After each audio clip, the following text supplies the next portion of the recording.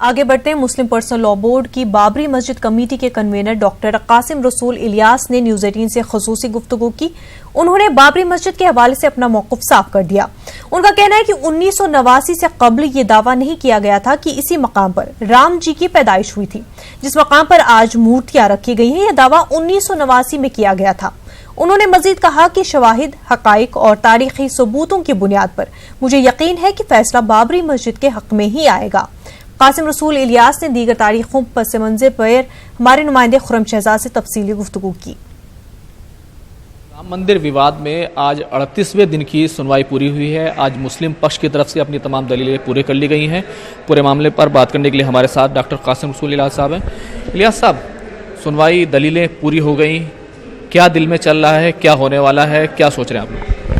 देखिए, जिस अंदाज में हमारे वकीलों ने बहस की है अदालत में, ख़ासतौर से डॉक्टर राजू धवन ने, शेखर नाफड़े ने, मीनाक्षी अरोड़ा ने, तीन बहुत बुनियादी बातें थी जिसको हम लोगों ने इस बात की। पहली बात तो हमने ये कही कि कहीं से भी ये जो दावा है कि यहाँ राम प्रकट हुए या ये कि ये डीटी ही जो है वो ज़मीन है, देवता है और हमारा अक़ीदा है, पहली बात तो हमने साबित की कि 1989 से 1989 से पहले ये दावा नहीं किया गया था कि ये जगह जहाँ पर राम की मूर्तियाँ रखी हुई हैं, यही ज़मीन जो है हमारा फेथ है, यही राम पैदा हुए थे।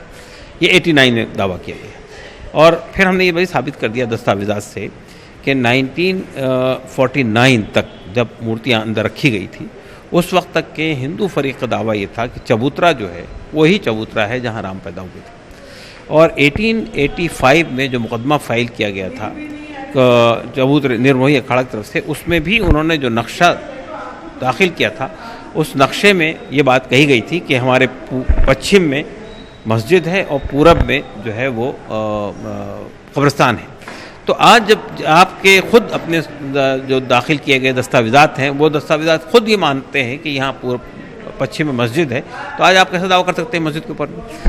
मतलब आप ये कह रहे हैं कि आपने जो अपना पक्ष है वो बहुत भरपूर तरीके से रखा है और फैसला आपके हक़ में होने वाला है।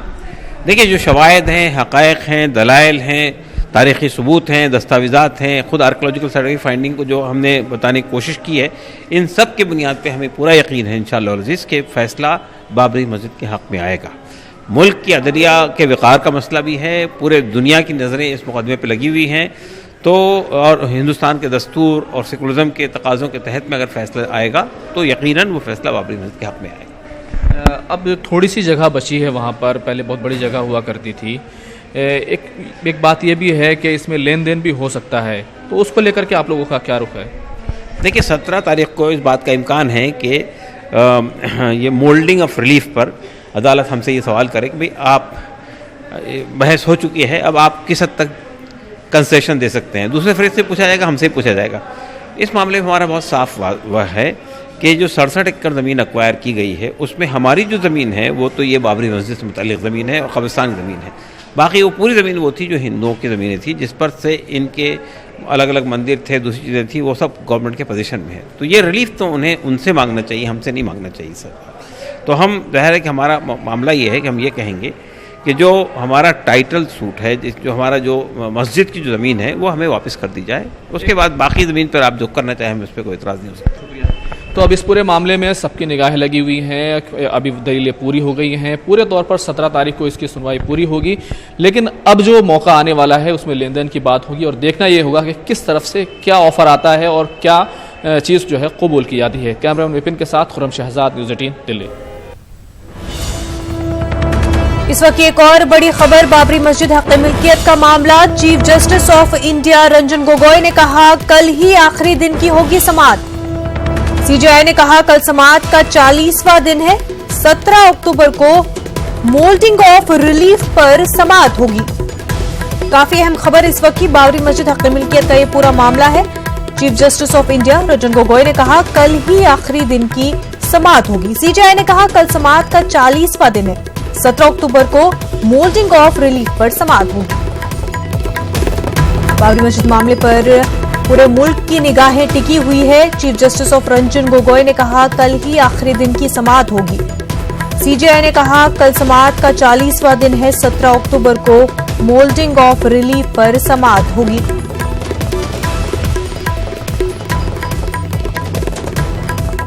बाबरी मस्जिद को लेकर के पूरे मुल्क जो है इंतजार कर रहा है कि इस पर क्या कुछ फैसला आएगा। पूरा मुल्क जो है इस फैसले को देख रहा है क्लोजली।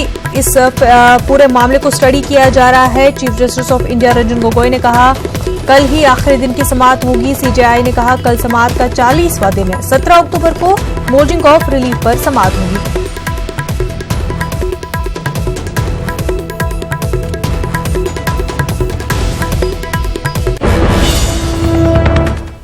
बीजेपी के सीनियर लीडर सुब्रमण्यम स्वामी ने न्यूज 18 से खास गुफ्तगू की। उन्होंने अयोध्या मामले पर कहा कि निर्मोही अखाड़े को हम अपने साथ ही रखेंगे। वहीं उन्होंने अयोध्या में दीप उत्सव के ताल्लुक से कहा कि फिलहाल उसे मौखर कर देना चाहिए।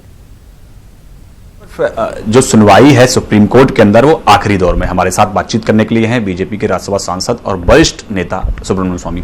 सर, आखिरी दौर में अब सुनवाई चल रही है। 17 अक्टूबर तक सबको सुनवाई खत्म करनी है।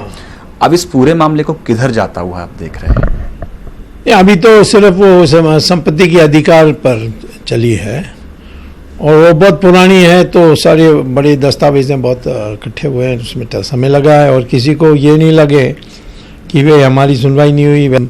दिशा तो इतना तो साफ है कि इलाहाबाद हाई कोर्ट ने भी कह दिया था कि जो सेंट्रल गुम्बस है वो वहाँ राम पैदा हुए आस्था के अनुसार, इसका हम इनकार नहीं कर सकते। तो वो पक्का है, उसमें कोई ऐसी नई बात नहीं आई जिससे हम कह सकते हैं कि सुप्रीम कोर्ट उसको ठुकरा दें।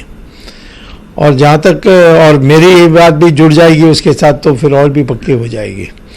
और जो दूसरी जो है, एक तो सीता रसोई का दे दिया उन्होंने निर्मोही अखाड़ा को, पर निर्मोही अखाड़ा को तो उसकी तो सूट को डिसमिस कर दिया था, तो एक लड्डू के आधार पर दिया है। परंतु वो हमारे ही हैं और हमारे वो भी राम मंदिर बनने के पक्ष हैं, तो हम उनको साथ रखने में हमें कोई दिक्कत नहीं होगी। क्योंकि जब से योगी सरकार आई है तो अयोध्या में एक भव्य तरीके से दीपोत्सव मनाता जाता रहा है। तो कल जो विश्व हिंदू परिषद के लोग और कुछ संतों ने वहां के लोकल एडमिनिस्ट्रेशन से मांग की कि जो विवादित जो जगह है वहां भी हमको दीपोत्सव मनाने की परमिशन दी जाए, लेकिन उन्होंने मना कर दिया। तो क्या लगता है कि वहां दीपोत्सव मनाया जाना चाहिए कि नहीं मनाया? नहीं, अगले साल कर सकते हैं या डिले करके कर सकते हैं।